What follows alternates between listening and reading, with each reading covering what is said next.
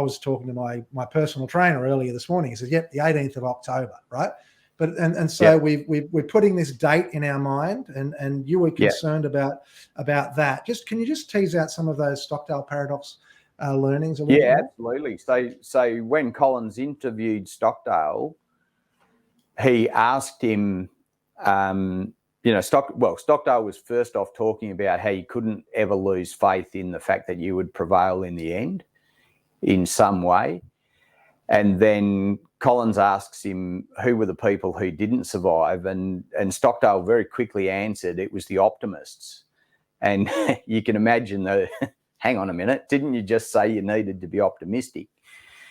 And that's when Stockdale made this point about, you've got to balance that sort of optimism, that faith that you will prevail with confronting the brutal facts of your reality. And he said, and this has been borne out in a lot of the survival literature and research around, people who survive against the odds, they're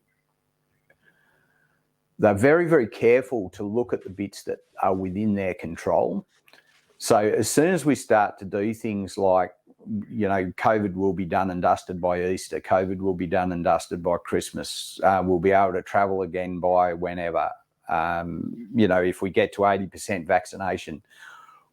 In my mind, these are all attempts of humans to try and fill the gap of uncertainty. So if I can put a date on something, if I can say by the 18th of October, X will happen, that gives me a sense of comfort and certainty. But the risk of it is, if the 18th of October passes and nothing changes and or it gets worse, then that's actually an erosion of hope. So each time you pass an arbitrary marker, it's like we get weighed down again.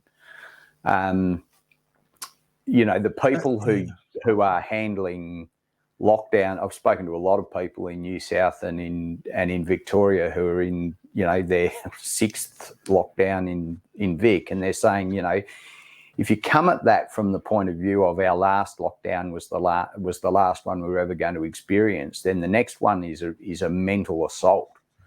Whereas if you came at it from the point of view of we might have to do this again, then it's sort of not a surprise and you're mentally better prepared for it.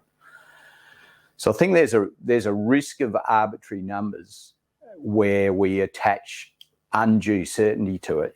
70 to 80% and vaccination passports and all of that may well turn out to be a reality, and fantastic if it does. But in my mind, I'm also going, okay, what if that's not true? What if we hit that point and the reality is this is still grinding on and the freedoms that we hope for actually aren't there? I've got to be prepared to deal with that too.